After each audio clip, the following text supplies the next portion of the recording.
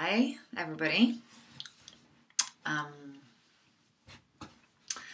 It feels like a long time since I did my vlog on Friday. I still really hate that word. So today's Tuesday, and yesterday was a really really amazing day for the project.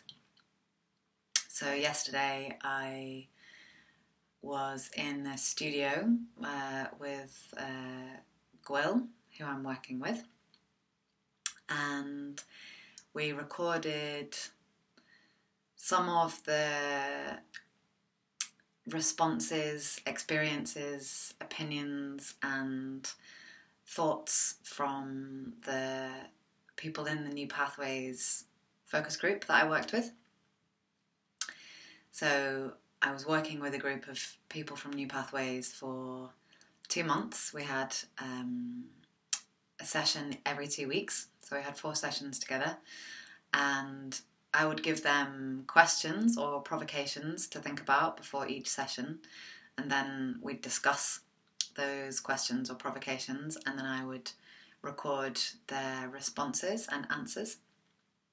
So we have a lot of footage and a lot of material to get through because they shared a lot with me, which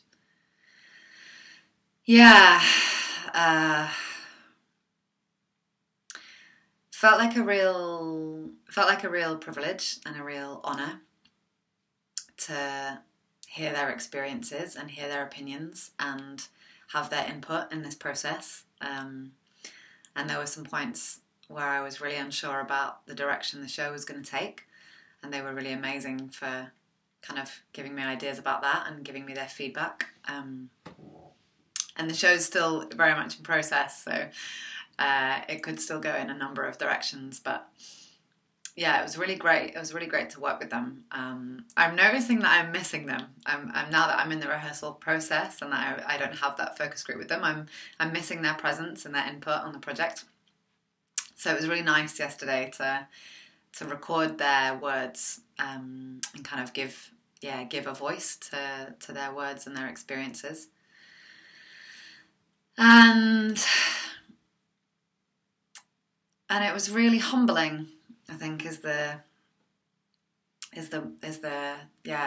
feeling or the word that I've come away with. And I decided to start making this work based on a number of my own experiences with sexual violence or sexual assault.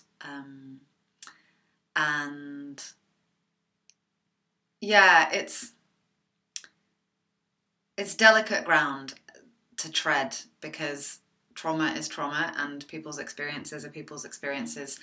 So I don't want to get into like comparisons too much. And I'm really aware that there are a lot of people, a lot of women that I know personally, and women in this project that I've worked with, whose experiences are worse than mine, in my opinion. Women who have been through things that are more horrific than my own experiences, and that's not to undermine my experiences or the impact they had on me, but I guess I'm just feeling very grateful that the experiences I've had in my life of sexual violence and domestic violence and assault have had a huge impact on me and a huge impact on my mental health and my relationship with myself and my confidence and my self-worth. And they've changed things about me. And they've affected me enough, and I feel deeply and strongly about them enough to be making a show about them. And I'm really aware that I am able to make this show in many ways because my suffering hasn't been as great as other people's. I guess I'm just really aware that, you know, there are women that I know whose experiences were so horrific that there's no way this process would be possible for them. And I think that also relates to, I took somebody to court a few years ago, and I was able to do that because my experience of assault was traumatic enough that I felt I needed to take it through the courts, but it wasn't traumatic enough that I couldn't do that. And the process of going through the courts was deeply distressing and deeply angering. And I know that I was in a relatively privileged position to be able to go through that process and to be able to stand up in court and represent myself. And yeah, so I think I just feel humbled, and I feel grateful to the people that have shared their experiences with me, and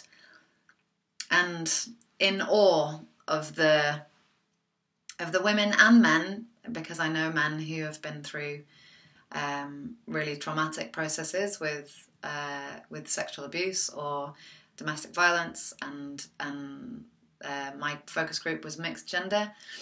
I know more women who've had these experiences for sure, and I think statistically the figures of sexual violence are still a lot higher towards women than they are towards men.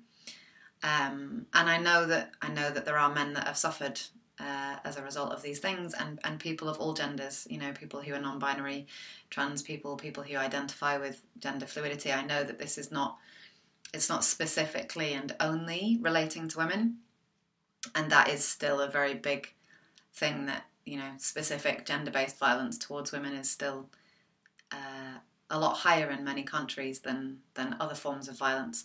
So it's, yeah, I'm kind of trying to honour and hold all of those experiences. And yeah, just feeling really inspired by the tenacity and the strength and the courage and sheer brilliance of the ways that these people that I know personally and that I've worked with on this project the last 7 years, and with these people through New Pathways, the amazing ways that we create coping strategies and devices to navigate these experiences. And yeah, just really amazed by the people that I've met on this process, and really hoping that I can create something that does them justice in their amazingness. Yeah. Oh, I'm on 8 minutes again. Okay. I was trying to keep them to 6. That's not happening. We're on 8. Okay, so yeah. What else was I going to say? Oh yeah. I'm about to bleed tomorrow, so I'm basically just, I'm a human sloth today, and need to speak very slowly.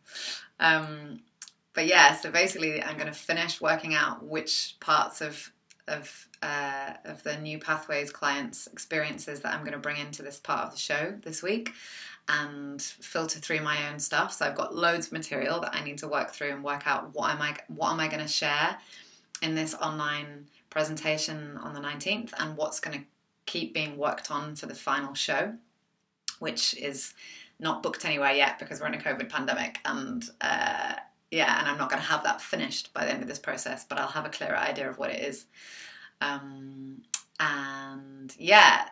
So then next week I'm going to be rehearsing to shoot a short film, which we're going to share on the 19th of May, and to kind of update people about where I am in the process, to share this work with the New Pathways group, to share some little snippets of what might be in the show, and then hopefully go back to the Arts Council, ask for more money, finish rehearsing it properly, and be ready to take it out into the world whenever that's allowed again. So yeah, that's where we're up to. Hope you're all having a good Tuesday, and I'll see you soon. Bye.